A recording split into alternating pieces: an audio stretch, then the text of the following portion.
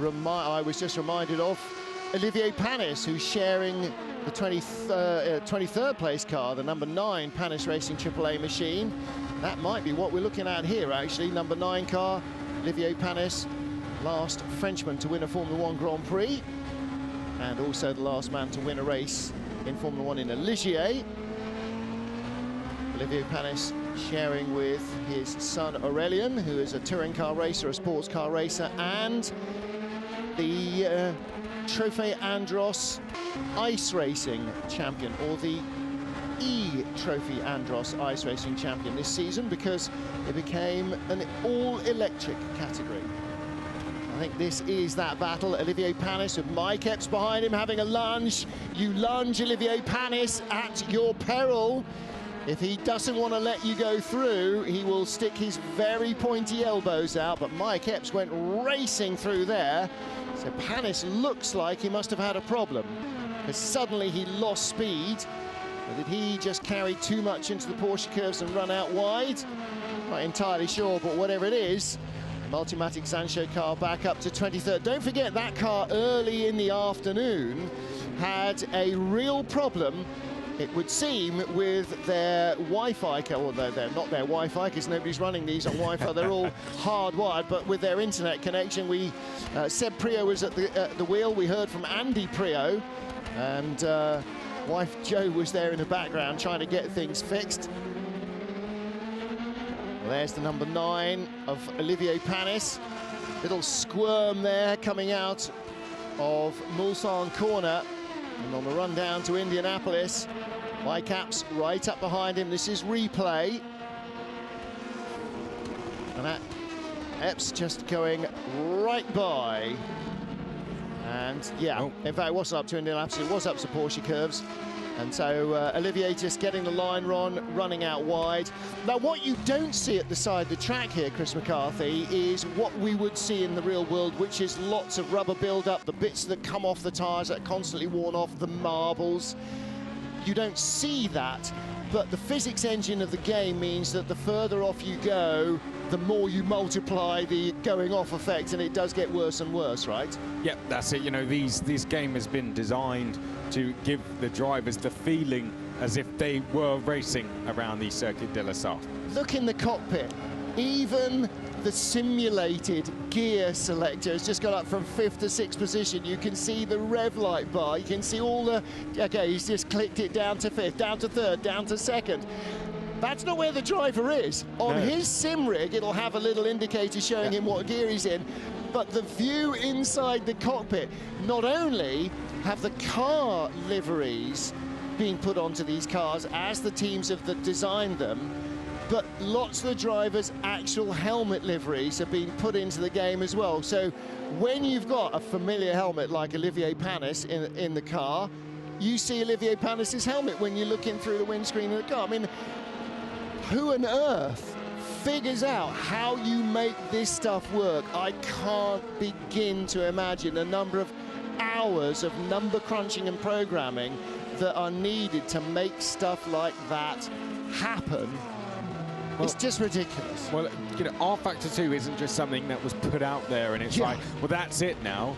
No, this game is being developed all the time. They're installing, you know, new tracks. For example, we have the Ferrari installed into there, but not only is things being added to it, but they are doing everything they can to improve the game all the time. And the only way they can find out what they need to improve is by having events on the game and then the drivers feeding back to them, right, this is what we need to change. But this is a constant ongoing project which is being developed all the time, and they were working particularly hard, Studio 397, on the build up to this event, making changes, making updates to the game to ensure that everything was going to run perfectly for the Le Mans 24-hour virtual. And as you said, they would be delighted that people like yourself, Martin, are noticing these small little things that were added into the game, because that might have taken someone a few hours for them to go, well, let's hope someone actually notices it. And now it's being noticed by thousands of people watching around the world. Look at the details. The wing mirror on the left-hand side, just beside your number pylon, that's showing a reflection of what he's driving by. Inside, is the TV display of the rear-facing camera. So that's his in the cockpit rear view mirror, and that is playing another view of behind, and then you've got all the detail inside the car, inside the cockpit. You see the driver moving, you see his hands moving, his head moving. You can see all the push button panel there, that's that standard Oreca stuff from the 07. You can see the tires moving up and down inside the aerodynamic cutouts in the wheel arch. And if you look, you know, the driver's moving and looking into the corners. I mean, it's just the level of detail. And this is what is so immersing, the level of detail. I talked about this earlier on, didn't I? And somebody actually picked it up on Twitter and said, now you're starting to see what us gamers see the whole time. Somebody was sweeping down through the old Maison Blanche section towards the Porsche curves, and I spotted the shadow of a helicopter above, which would have been the shadow of the TV camera helicopter. And that's, you know, those little details, that's what makes this so immersive. And then you get great close racing, and that's what sucks everybody right in. But I take the joy in seeing those little details. It's just, somebody is, like you said, sweated blood over making that happen because somebody thought it was a great idea. They've gone and done it, and that's just wonderful. Well, I was going to say, it's not an idea, Martin. It's to make sure that when you watch this, this is like you're watching... Yeah, but who thinks I'm going to put the shadow of a TV helicopter? I can imagine in a long shot, you know, we're seeing the big wheel, we're seeing the grandstands, we're seeing the lights and everything. I can imagine somebody says, we'll see the helicopter in the picture. But somebody said, well, where's the sun? That's where the shadow of the helicopter is going to be. Never mind where the actual helicopter is. It's that level of detail that's ridiculous. Listen, let's paint another picture while you watch the cars. We are sitting on the stage in our studio here in the centre of Paris, just outside Place de la Concorde. It's me and Chris, so there's two of us here. We are not alone. Race control is still functioning. Eduardo Freitas is there from the FIA World Endurance Championship, and Ben is there from Motorsport Games, so they are dual roles there as race director. Eduardo to impose the rules, and Ben to make sure that the game is doing, that the sim is doing what it should do, and you know, as the technical delegate, if you like. Lisa Weikart is there, who is Eduardo's right hand and his extra set of eyes. Cedric Viat, who's the competition director for the World Endurance Championship, he's there as well. Our safety car driver is sitting in the safety car rig. Yeah. With nothing to do, but the moment he's needed, he has something to do. He can't be out having a coffee or fast asleep. Get me the safety car. He's been asleep for 3 hours. And we've got two rigs. Now, an hour ago, the two rigs in our studio were empty. In the IDEXport rig is Richard Bradley. Now, he is sitting there, leaning over, tapping away on a keyboard, because he's waiting to take over at the next pit stop. Currently on track, on the other side of our stage, in the Cinetec Elf car, is Pierre Rag, who is on track in the race at the moment. So suddenly our studio's become a lot more populous than it was just an hour ago. There's now 4 of us idiots here, plus race control, as well as the guys in the basement from Motorsport Games, who are, at the moment now, the TV truck, have all gone back for a rest.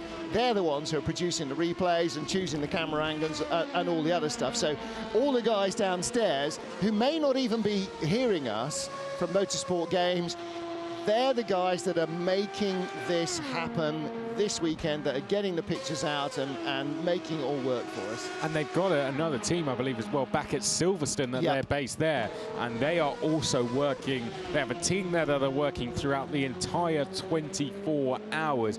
They are team members that they couldn't quite bring over with them because, of course, when we go back, we got to lock ourselves indoors for 14 days. So there were team members that stayed back to avoid that, and they've been working back from their base at Silverstone. So we're not only in Paris, but we're back in Silverstone as well. And of course the other thing there is then you're splitting your resources, or you're doubling your resources. It's not just the hardware here in Paris. Yeah. They've got exactly the same hardware in Silverstone ready to back up if something happens here. If we have a power cut in France, then the race doesn't necessarily stop because we can restart it again. Okay, so we won't be seeing it necessarily if there's a power cut in the studio, but there's that. And in fact, it's a little bit like Toyota Gazoo Racing, in the real world, they never actually shut. During lockdown in the Netherlands, where a lot of them work, but in Germany, the factory never actually shut. They had to enforce social distancing, PPE and all the other stuff, but they still kept a turnover of staff. And now they have staff back in. They're running 2 shifts. They have an early shift that finishes at midday, and then there is an hour when there is nobody in the factory, and then the afternoon shift comes in at 1 and they go for 8 hours. So they've not only kept all of their staff employed and working, but they've made sure that if somebody in the morning shift comes in with COVID unknowingly and it spreads around, only half the workforce is involved. So if you had everybody in together, they'd all be potentially, you know, having to isolate. The way they've done it, only half do. And that's exactly the situation with motorsport games, you know, because this is not the end of their season. No. When this finishes, it's just the end of this race, and it will continue. They have lots more to do, so they can't afford to have everybody locked up in at home. So half the team are back in the UK and half the team are over here. Yeah, because then they're back to, well, they were doing Formula E, they're back to doing things like NASCAR, for example. Yeah. They're doing that championship. So they're very, very busy guys. It's been the busiest time for them, the Motorsport Games team. And oh, there we go.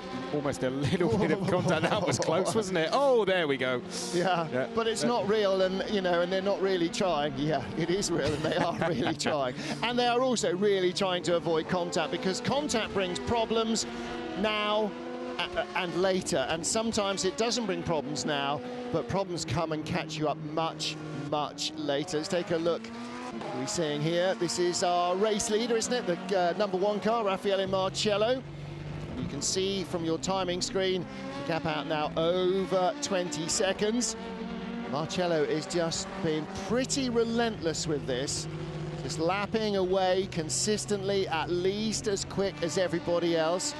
In fact, Ollie Rowland on this lap, first sector Raffaele Marcello, 32.64. Ollie Rowland, 32.76. Second sector, Raffaele Marcello was again a couple of tenths quicker, and in sector 3 on the last lap, he was again a couple of tenths quicker. Now, it's not much, but 6 tenths on a lap times 157 laps we've done so far, that's quite a few seconds.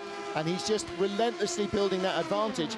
And for the chasing driver, Chris, as you know from your own racing career, when the guy in front of you just creeping away no matter what you do, it does become a bit dispiriting. You overdrive. It's a similar, because you're trying everything, and then you start overdriving, then you make a mistake, then they're gone. Then you can't see them anymore, and then you know that the reason that they're now gone is because you've just made a mistake, and that's your own fault, and that's even more frustrating. So that's why sometimes, particularly in endurance racing, I didn't really do much endurance racing. In karting, I did only sprint racing.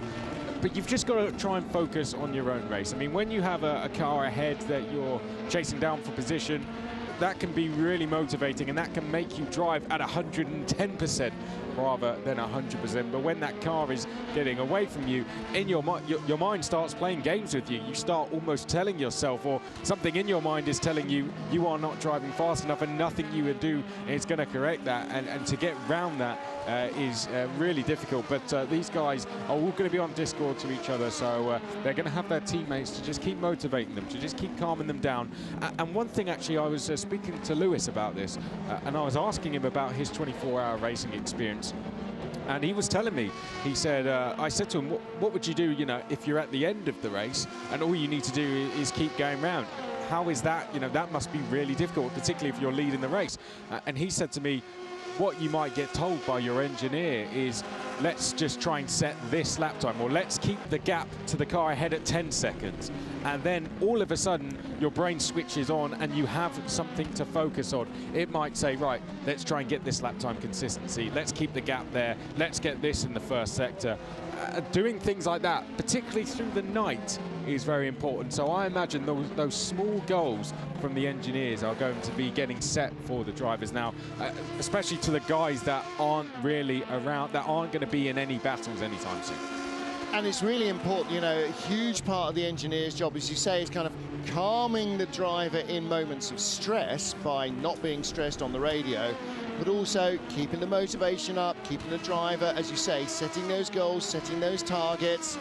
Okay, you know, let's go for 26s, just hit 26, 26, 26, 3 minutes, 26 laps, just get those sector times in, just keep that metronome consistency going. That's fast enough. You're creeping away. That's fast enough. Don't overdo it in the lead. Leader into the, it's not leader, that's 20 car into the pit lane from 12th position. Now, Matt Richards in the pits as well for Team Rocket Zansho. So he's now dropped down to 11th. And Atze Kirchhoff coming in the Team Redline car in 12th place. So that might be a battle on the racetrack. Now, Richards has just left as Kirchhoff comes in. Great onboard view. There you go. There's the Ferrari, brand new to the game. And you can't just go, I tell you what, let's make a Ferrari and we'll make it something that looks like a Ferrari, because that's not how rFactor 2 or iRacing or any of these really top games, ACC, none of them work like that. You only get to make the car if the manufacturer gives you the blueprints. And then you have to have a whole load of performance data as well. Because Ferrari sending you the blueprints isn't enough. It gives you the outline and the shape of the car, but it doesn't tell you what any of the components do. And that's why the car is only in the game, because Ferrari wanted to be in the race. And so the Ferrari GT team have had to work hand in glove with the designers at rFactor, at rFactor 2, to make this thing happen. You know, you can make the gloves and the boots, and you know, you can skin that model already, but the racing dynamics of the car to make a Ferrari feel like a Ferrari and not like a red Corvette, and sound like a Ferrari and not like a red Corvette, that's what takes the manufacturer's compliance, and that's why there's not been a Ferrari in the game before now. It's not because nobody wanted to race one, it's not because rFactor 2 didn't want to make one, it's just that they need that assistance from the manufacturer. The same way Tamiya can't make a Formula 1 car without the manufacturer giving them all the information they need. They can, but it won't look like one. So, you know, this is the official Maranello stamp of approval to get this car into the game. And were it not for this race weekend, nobody would get a chance to race this car for who knows how many years in rFactor 2. So, you know, if nothing else for sim racing fans, thanks to this race weekend, thanks to Jean Neveu and his team, there's now a Ferrari in rFactor 2. I mean, it was massive news when the Ferrari was coming in, and like you said, everyone knew the Le Mans 24-hour virtual is coming up. That's why the car's gone into the game, so that we can have the factory team, the factory GT team, racing with us. Straight away, I remember when they announced that the Ferrari was in the game, 3-4 hours later, I was watching 5 or 6 video reviews on YouTube where people had gone straight in, let's find out the nuts and the cracks of this game, and they are releasing, right, this is the best setup that you should go for. And I was watching a video of a really good driver on YouTube, and he was just going, right, this is the setup you need to do. This is the setup he's going to give you, the base setup, but go in there, change this, change that, and there's your setup to go and work with. And anyone that even plays something like Gran Turismo or Forza Motorsport, for example, when cars get released in those games, it is big news, and that is what you look forward to. And when you see a picture of, say, a Ferrari or a Porsche, a new car getting released into the game, you're sitting there at home going, I cannot wait to drive that in the game. And again, of course, you know, no matter how much you've raced other things, if somebody else is giving you tweaks on the setup, you know, it wouldn't surprise me at all to find that AF Corsa are equally scanning the internet to see what pro sim racers are making of this car you know, from the outset, and going, right, there's a baseline, we'll start working with that. What's he doing? Oh, is he? And yeah, you know, we've heard it from so many real world team engineers that there is no logic in how you're setting an LMP2 car up compared to how you set an LMP2 car up. It's all, not all, a lot of what is required to get the best out of these LMP2 cars in rFactor 2 is counterintuitive to what we know works at Le Mans. Nobody is going to go and put an rFactor 2 setup on an LMP2 car and expect it to go quickly at Le Mans, or are they? Well, I'll tell you, one thing that we were talking about earlier this week was when the sim teams were telling the professional teams what PSI you have to run in the tyres, and they went, no way is that going to work, and they went, yes. And this is why we needed these sim drivers as part of this event, because they have that experience. And the professional teams would have probably gone in there and put what would be a standard setup on an LMP2 car around Le Mans. But the physics of this game doesn't mean that that's going to be the best setup. Sometimes you have to try quite ridiculous things, and sometimes that is how you're going to get your advantage. And those setups are stuff you find online. You know, anyone that plays rFactor 2 will know that you go and get those setups online. And there's people that even get business out of that, Martin. There's people that make money by selling setups to teams for an entire season, and they'll sell that setup to their team, and no one else can then use it unless that team passes it on. And that is a business. I was hearing from Lewis that people can make up to $2 grand for just one setup. That's not a bad bit. That's not a bad business at all, is it? Not bad, is it? You know. And, I was going to say somebody's rubbish is somebody else's gold, but you know, it's not rubbish, is it? You know, it's knowledge is power. Knowledge really works. Well, you know, some people will say that's ridiculous. Like, why would you buy a setup for $2 grand? First of all, there's a lot you can change on these cars, be it LMP2 or GT, but how much would you pay a top engineer to come to Le Mans and help you set your car up to go and win your race? I'd say they're going to go home with a pretty decent check. Yeah, as much as it needed is the simple answer. Yeah, you know, if you want to win, then if you've got the money to buy it, you can buy it. Feed Racing on board with them for the first time. The 99 Corvette thundering through the night. A French entered car. And where are they in the field in the GT class? Slightly distracted by lots and lots of LMP2 cars hitting the pits at the moment. That is 12th place in the GTE class, the 99 car. And I will tell you in a second who is at the wheel, and that is Axel Petit, who is French and one of their 2 French sim racing pros. It is an all francophone. Yeah, I'm guessing Simon Pilat is a French-speaking Belgian rather than a Flemish-speaking Belgian. So a francophone team, 3 French drivers and 1 Belgian in that Corvette C7R. Yeah, so leader is in, Ollie Rowland for 2Cs Motorsport, and he's become the leader because everybody else died for the pits as well. Jack Aitken also hits pit lane. Louis Delatraz out in the number 1 Rebellion Williams. So change of driver there. Raffaele Marcello's come to the end of his stint, and Louis Delatraz has taken over. Jesper Pedersen remains in 4th for Bicoles, ahead of Tristan Vautier for Panis.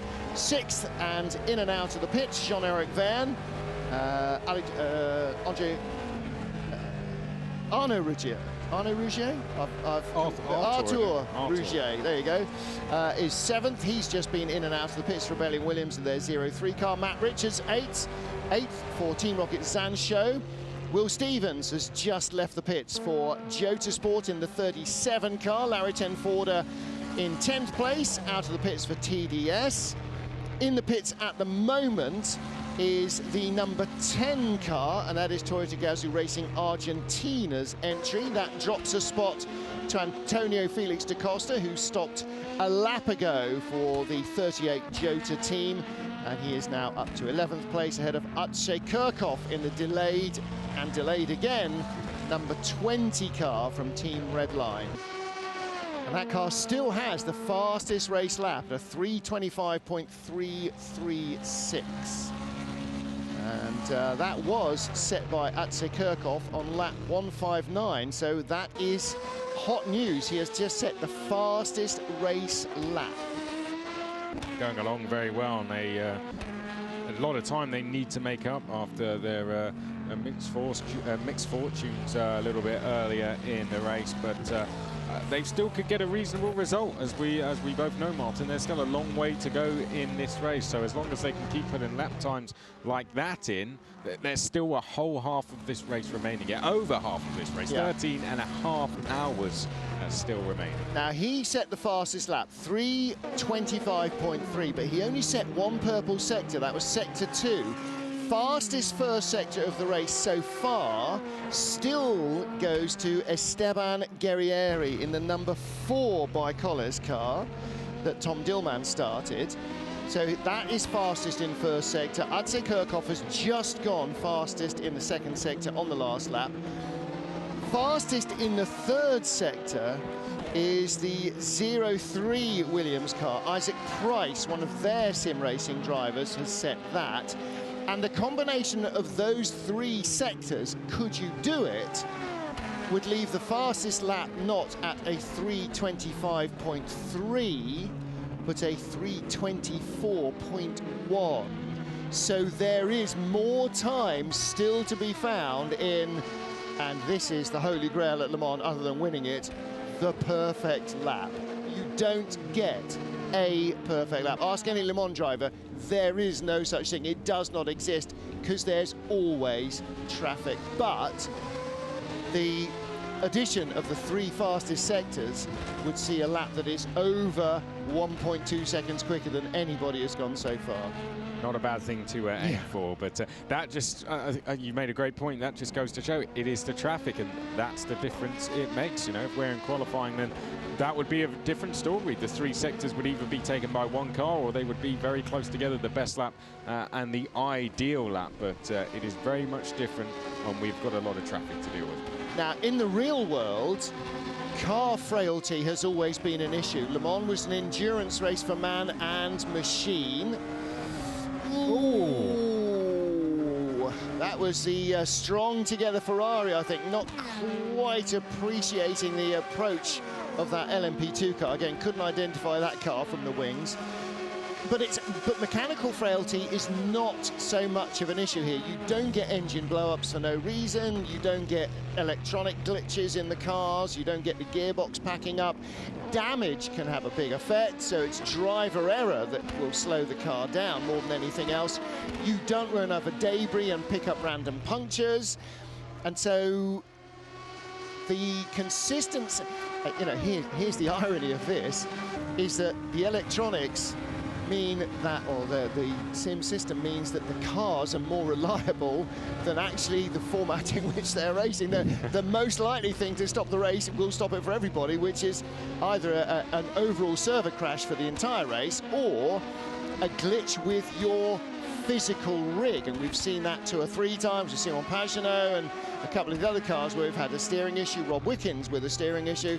So, you know, it's actually the physical bit rather than the physics engine of the game that is more likely to cause problems for the cars. And so as we get into the early hours of the morning and then through the morning tomorrow, the track will get no less busy. That's where I was going 2.5 minutes ago when I started that sentence. Because cars don't retire, the track doesn't get any quieter. There's going to, in theory, there should be 50 cars at the end, the same 50 cars that started the race. Yeah, indeed, and that's going to be very true. That could play a big part in this result. Maybe even if not for the win, but for a podium finish. And I'm going to correct myself there because we have 4 cars in the LMP2 class within 1 minute of each other, and in Le Mans terms, that is very close. And all that takes is a slight bit of contact with a back marker, or running a little bit wide, or getting held up through the Porsche curves. You can lose a few seconds with that happening. Once that happens and those few seconds are taken away, then the momentum grows in the car chasing, and all of a sudden we have a real race on our hands. But as you said, we should get 50 cars to the end. Has there ever been a Le Mans race where every car has made it to the end? No, I can't imagine there ever has. There have been some with astonishingly high finishing rates in terms of percentage, but not 100%, no. I can't imagine that's even conceivable, because accidents happen and aren't fixable, and mechanical frailty does come into it. I mean, 50 years ago, when Porsche won Le Mans for the first time, 51 cars started, 7 finished. Now, it was a filthy year for weather. I mean, really unbelievably vile. Richard Atwood was saying at some stages they were driving literally at walking pace just to survive. you know, the water was almost coming in over the tops of the doors. Not quite, but, you know, that sort of real monsoon conditions. But, you know, in those days, cars broke down, gearboxes broke, brakes overheated and broke, you know, engines broke, but most often it was fatigue of the driver that ended up with fatigue of the car. And Atwood and Hans Hermann won for Porsche in the least fancied of 5 factory Porsche 917 entries. The car that was not supposed to win at all. A 4.5 litre engine, the smaller of the engines, the short tail bodywork, the oldest driver couple that they had then. It was all the wrong components, but they made it work and they brought the win together. So, yeah, luck has a part, but dogged perseverance has a huge part as well, and reliability has always played a part. Now, just saw a change of driver. We didn't see a change of driver in our studio, but Thomas Laurent has taken over the Signatech Alpine car. And just scrolling up my timing screen to IDEC Sport, Paul-Luc Chatin just on an outlap. So I thought that was Richard Bradley. It's Richard Bradley's T-shirt, I think, that I can see behind the monitor. That's about all I can see is a white shirt. Or is it? Or is it? No, I think that, because it actually does look like he's driving. So Paul-Luc Chatin, I think now, is in our studio driving in the IDEC Sport car. He's just taken over. Kelvin van der Linde's taken over for Team WRT, just behind them, not too far behind. Coming out of the pits, Max Scalabrini for Cool Racing. Brendan Hartley taking over the 08 car, or the number 8 car for Toyota Gazoo Racing. So Brendan Hartley, what's the time now? 1:32 in the morning here, so it's sort of, he's probably just had lunch at home in New Zealand. I think he's 12 hours ahead of us, I think. It's around halfway through the clock. Joop van Uytert taking over 22 for United Autosport, so he's just taken over that car. Olivier Panis finishes his first stint in the number 9 car. He is in the pits at the moment. And our leaders, again, a little bit of a change, ringing the changes. Number 1 still leads for Rebellion Williams eSport, but it's Louis Delatraz, as we documented after the last pit stop. And for 2C's Motorsport, Ollie Rowland has got out. The car is still in 2nd place. But in the 2C's car, it is Aisha bin Abdullah Al Khalifa, the Bahraini driver in that Bahrain entered team. He is at the wheel, and he is their, I guess, kind of gentleman driver in that car. Jesper Pedersen is in 3rd for Bajkoles. That's moving again back up the order. Car number 4. 13, Jack Aitken remains at the wheel for Rebellion Williams eSport of their number 13 car. He's in 4th place. Jean-Eric Verne remains at the wheel of Veloce eSports car number 1, the team 1, car number 24. And Arthur Rougier is in 6th position for Rebellion Williams eSports. So Rebellion Williams eSports 1st, 4th and 6th.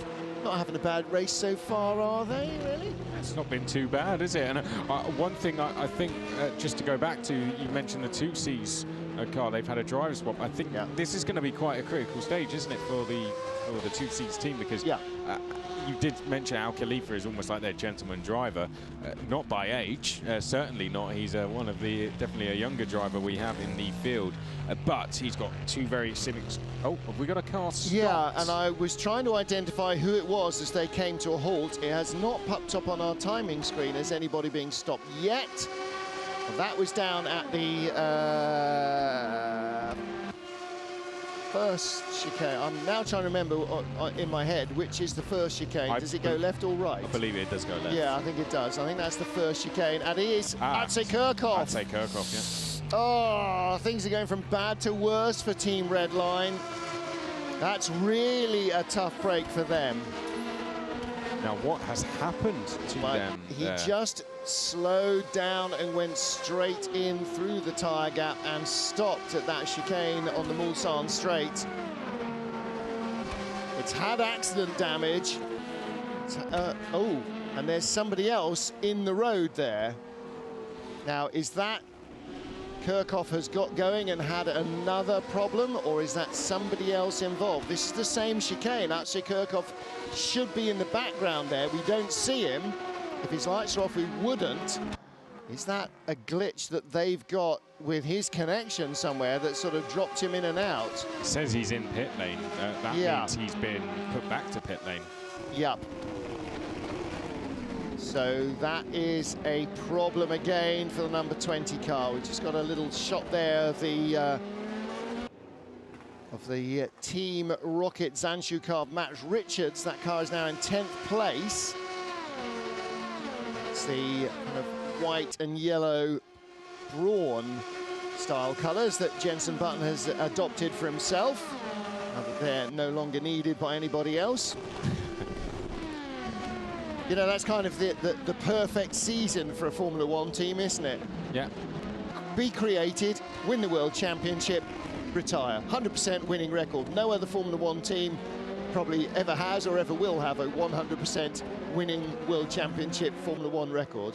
I mean, people say it's good to leave on a high, but when that high comes in your first season, you're not going to be around for very long if you're going to leave on a high. But yeah, like you said, they came in, they made their statement, and they left us champions and created history. And of course, the team then morphed into Mercedes, who and they haven't done so bad. Haven't gone on to do much ever since. Have they? No, exactly right. So yeah, I mean, yeah, from Honda through and before that through to Brawn for that one glorious year for Brawn GP and for Jenson Button. Oh, here we go. Who is that clattering the barriers? That was the car that was parked sideways from 12th place. That was 12th place then. Is that, how recent is that? Is that Norman Nato, or is that, I think that's car number 20. I think that's got the orange down the side, number 20 car. I think they must have dropped out of 12th place. That's not a Jota car, is it? No, that does look like... Well, 12th place now is Norman Nato for Veloce Esports 2. But that is basically the white and grey car of Norman Nato and Stoffel Vandoorne, and that was not the white and grey car. I think that is possibly, because the TV truck isn't operating, the guys downstairs are giving us replays. I do think that was a replay of what happened to the number 20 car, maybe before he went straight on. I think that was the Team Redline car. Yep. And again, I do stand to be corrected, and you know that's what happens when I talk. I often do get corrected. Maybe somebody on Twitter, Baron von Clutch or one of the other botherers, will give us a zoomed-in and enhanced replay of that. But I have confirmation, by the way. Anthony Jordan DJ just telling me back from the Motorsport Games base in Silverstone that was the 20 Redline car, and that is what happened to them. So I'm sure DJ will keep me updated. I know he's working throughout the night there for the Motorsport Games team, and I'm sure he'll keep the messages coming in anytime we do have something. So although the truck's gone, we do have some people, maybe not here in Paris, but still keeping an eye out for us. Well, you know, they don't need to be, and that's the glory of the modern world. As we're saying, you know, not none of our drivers. 2 of our drivers are here in the studio in Paris, another few dotted around Paris, but almost everybody dotted around in 36 other countries as well, from, as I said before, almost every continent. We've got drivers in North America, we've got drivers in South America, we have got drivers in Asia, we've got drivers in Australia, we've got drivers in Europe.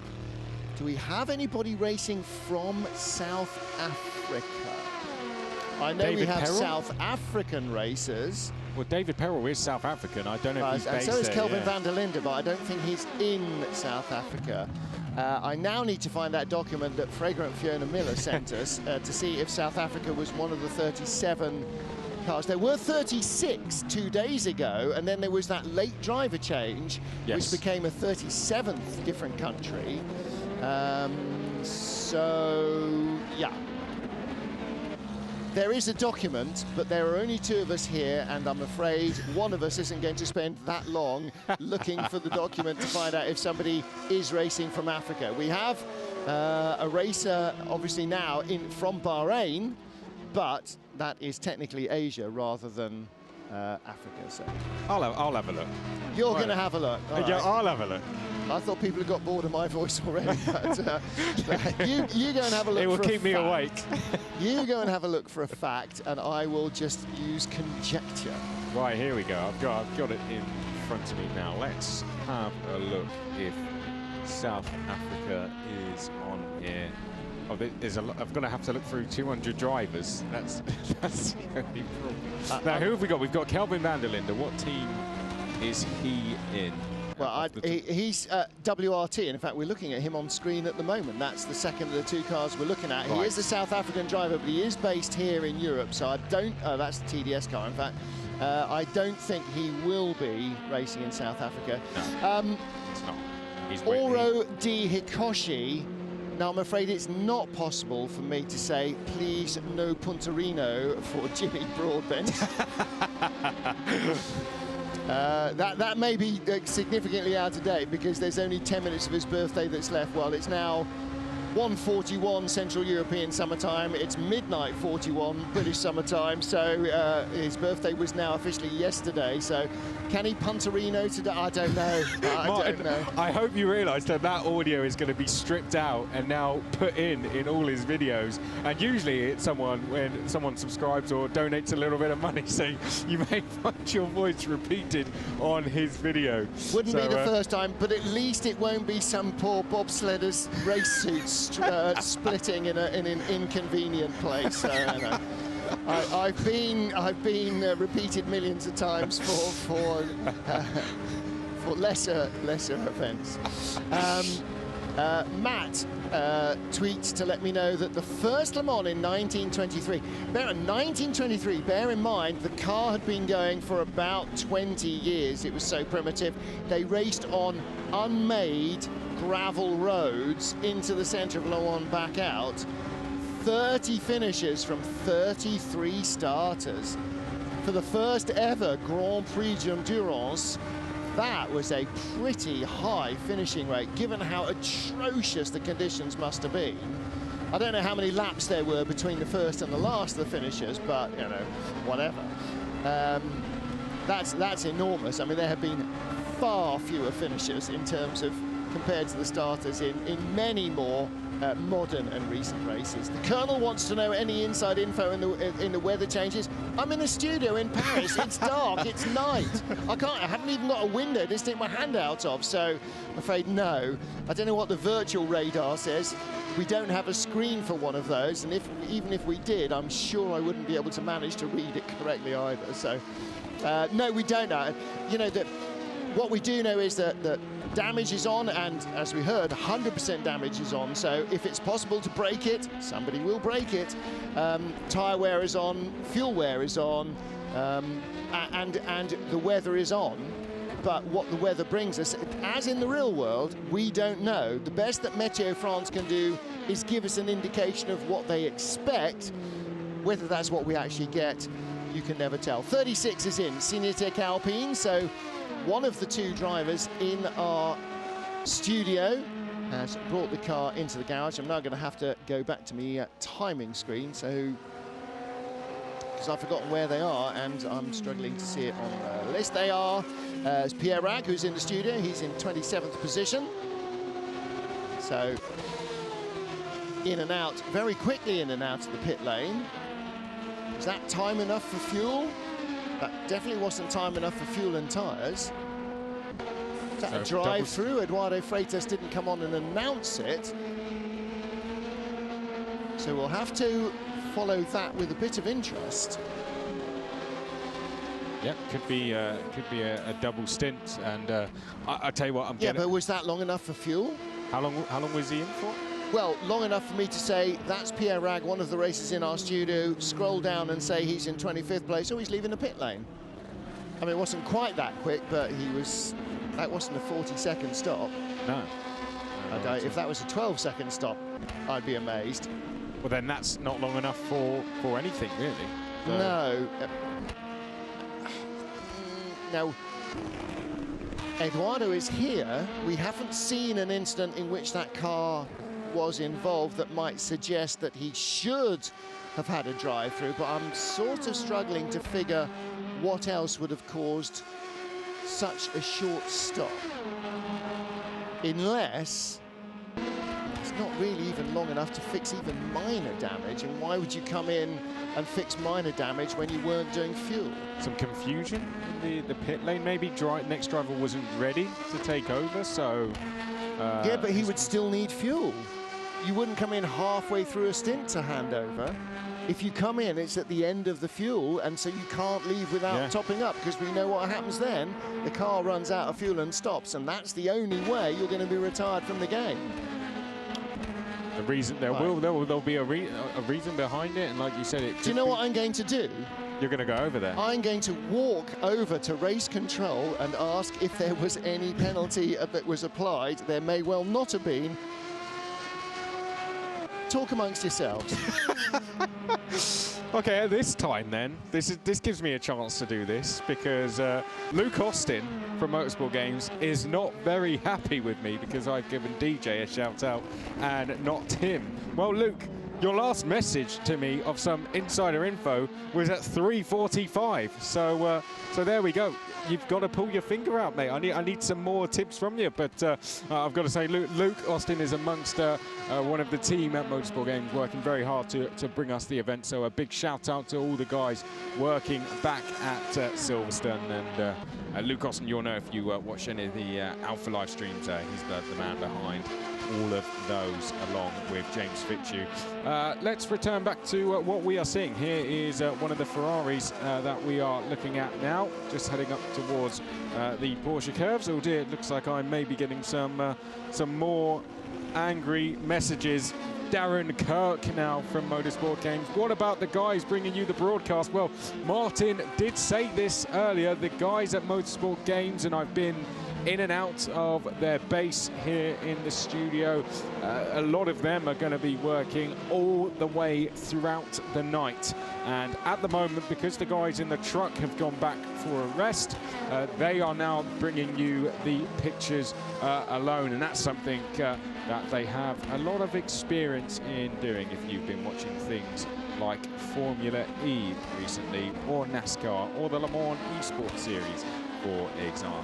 So a fantastic job by all the team here at Motorsport Games to be bringing you the pictures and be putting the event on from you. Well, just as I say that, and I'm trying to get some brownie points from everyone at Motorsport Games, and trying to, once you give out one shout out, they all start coming in. And now then, they're all jumping on the bandwagon. And all of a sudden, the checkered flag's out, it's the podium's happened, and you're still going through a long list. Yeah, that could be the case. Right, I have returned from race control, where they're actually looking at another incident at karting, which is in the Porsche curves, not involving the 36 Cinetec car. And Lisa Weikart has been telling me that the game is producing automatic drive-through penalties for track limits. Now, normally in Le Mans, the marshals and the cameras that are on the track will be policing track limits on certain corners, and you're allowed to exceed track limits up to a certain limit per stint per driver. And if you go beyond that, if you exceed track limits in the same place more than a certain number of times, you get a warning, and then if you continue to do it, you get a drive-through penalty. Now, the game polices that. So rFactor 2's physics engine, the software polices that, and if you continually, and in any stint of 10 laps, more than 4 times at the same place, automatic drive-through. And so we believe that is what has happened to the 36 Cinetec Alpine car. Unfortunately, or fortunately for Pierre Rag is still currently driving, and the conversation he was having with his engineer on the radio was not about that. It was about something else that I was listening to in my appallingly bad French. So I didn't bother him and say, did you just get a drive-through for track limits? But we're assuming that that's exactly what happened. He's had a drive-through for track limits midway through the stint. The only other car that is currently stationary in the pit lane is car number 20, Team Redline's lead engine. This was one of the big marquee driver lineups coming in, wasn't it? Car number 20, particularly the real world drivers for a lot of newcomers to sim racing. Max Verstappen, Lando Norris. you know, two of the big new names in the sim racing world, because they have just made so much mileage and so much fun out of what they've been doing during lockdown. They've just gained, you know, millions of new followers for sim racing who otherwise wouldn't have been even remotely interested, just because of all the tomfoolery they've been involved in. Yeah, and then you've got the likes of Gregor, who too has been at the top of sim racing for 20 years. Atsay Kirchhoff, incredibly quick driver as well. I'm just getting him some info about the Marlow team. Rob Wickens has had another spat of force feedback issues again. Went out, did one lap, had to come straight back in and hand back to Jimmy Broadbent. So just being fed that information from Andrew Mather, who has got his eyes on that stream for us. So a shame. Rob Wickens really seems to still be struggling with issues on his rig. And that is, you know, it's late on a Saturday evening in Canada. It's not going to be an easy fix. Whatever it is, clearly he can't fix it. And that may mean a problem for the team, because he's got to do, like everybody else, a minimum of 4 hours in the car. And I would pretty much assume he's not done his minimum 4 hours driving, because we've only done 11 hours of racing up until now. So if they, or if he, because it's not they, it's not a team of people in his house, it's he, if he can't fix it and can't do any more stints, then the team are going to have to get on Discord and appeal to the race direction for the other drivers to be allowed to effectively 7.3s at 21. Yeah, at least one of them, possibly two, is going to have to exceed the maximum allowed driver time, and they're going to have to claim force majeure, because Rob Wickens, you know, isn't, if he's not able to fix the rig, he's not able to race any longer. And actually that applies not just for Rob, but for anybody else. If anybody else has got a problem with their rig and can't take part in the race any longer, then the team is going to have to go to the stewards and say, this IP address will not be part of the race any longer, and here is why. This is what we're seeing, and they'll talk to him on Skype and whatever, but they're going to have to make as benevolent a decision as they did with the FARB car, which was, because the server crash, was able to be reinstated into the car after it had into the race after it had basically been excluded by the game's own software with a sort of glitch in the system. So it's a shame for Rob that he can't race, but it also means that potentially that is a long-term problem for the team. Not in terms of pace, but in terms of running out of hours with their drivers, and they're going to have to address that. And race director, I'm sure, will say, if that is absolutely the case, then he can take no further part in the race. Then we're going to have to let you exceed your driver times and continue. Otherwise, the car will be forcibly retired with like about 3 hours running. And it takes a while to get up and down that pit lane, doesn't it? That's where they're going to be losing a lot of time, in and out the pits. That may seem obvious to some people, but you've got to remember that. Then he's not driving straight in and Jimmy's out within 2 to 3 seconds. No, that's a long way down that pit lane. And Jimmy's now back in where their strategy may have been right. Jimmy's going to be back in having a rest now, and we'll come back later in the race. Oh, there we go. That's one of the, was that one of the Astons? One of the factory Astons, yeah. So at the wheel at the moment in 97, Alex Lynn. He's in the pit lane. And Darren Turner's in the 98 car. And the lead Aston, Nicky Thiem, is back in 95. Now, Alex Lynn has just popped up in the pit lane. Is that him?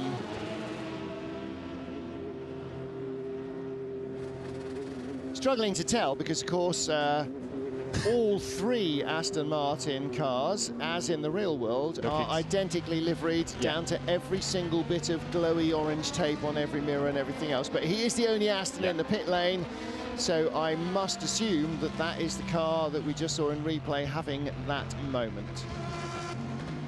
Yep, so that's Alex Lynn in, as you said, in the 97 car. Looks like we've had also Ed Jones, I think, Emily Jones, sorry, is in the pits for Richard Mille. Atsay Kirchhoff and Barrichello is now out there as well on an outlap. So Rubens Barrichello in for FARB. I'm not too sure if that's just happened or if that's Barrichello. He has just had a stop and is returning back out onto the circuit again. And Kanaan out there as well for MPI Sancho on an outlap. Yeah, Tony Kanaan, the IndyCar winner for MPI Sancho. And Juan Pablo Montoya is in the Penske car, and that car is now, unfortunately, after its problems, slumped to the tail of the field, 30th place.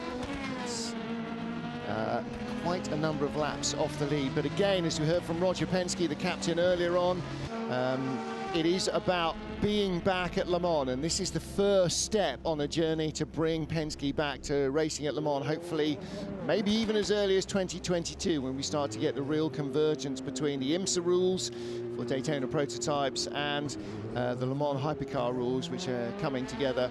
There'll be a Le Mans Daytona hybrid category, which hopefully should bring full convergence between prototype rules of the two series. Out comes Alex Lynn. Let's just round up what's happening, because our control tower pylon, or our timing pylon, is showing you only the top 18 cars, so those are all in LMP2. Let's round up what's going on in the GTE category. Tommy Østgaard still leading, the Norwegian in the Porsche Esports team, car number 93. Second place in GTE, Jackson Evans, the Kiwi, in the 92 Porsche, but the Porsche podium domination has currently been broken up by, again, the number 80 Corvette, and that is the R8G Sports team, and that is Erhan Javoski, the Macedonian driver, who is in third place. He's ahead of the 91 Porsche, and we're dipping into slightly unfamiliar territory for me, and that's Martu Pietala, who is driving that 91 car in fourth place. 95 in fifth position, Nicky Thiem for Aston Martin Racing, and sixth in GTE is the top factory Corvette car. That's the 64 car of Dane Dennis Lind. Coming down the pit road, Cool Racing and a Rebellion Williams car. It's car number 3. That car earlier on was in third place, but that's Arthur Rougier coming in from 6th. Jean-Eric Verne also in the pits for Veloce Esports, and the Cool Racing car of Gustavo Menezes, car number 2 is, beg your pardon, the Rebellion Williams car, Gustavo Menezes, car number 2 is also in. And the Cool, I thought that dark blue nose was Cool Racing, but it's not. Scalabrini is out on track, so that dark blue nose is Veloce Esports 1. Does that have a dark blue nose? We don't have a head-on. That's where the Veloce Esports 1 car is all blue, isn't it? Yeah, in that case, that's the one it is, yes. Yes, it is. Yeah, yeah. So that's Jev was coming in. I thought it was the Cool Racing car, which is also predominantly dark blue all over. Obviously, there was a lot of dark blue paint doing the rounds in Photoshop over the last few weeks. Cool Racing isn't quite as dark blue as Veloce Esports. Easy to spot at night, obviously. A lot of work goes into the liveries. You know, oh, no, I'm being very facetious, but you know, you often find in, and certainly in hybrid racing over the last few years, you had Toyota, red, white and black, Porsche, red, white and black, Audi, red, white and... Guys, come on, there is more colour in the palette than that. The memo went out then. Yeah. You know, that used to happen a lot in Formula 3000 for many years. Oh, this year everybody's got red on their cars. Excellent. Just a dozen red cars in the field. Well, there's a car that you can't help to tell the difference of. Even I can spot the Wolverhampton Wanderers livery on the Gulf Racing car. And that is in 7th place. And the Corvette in front, with the 2 Astons between, is in 6th position. So the Gulf Racing car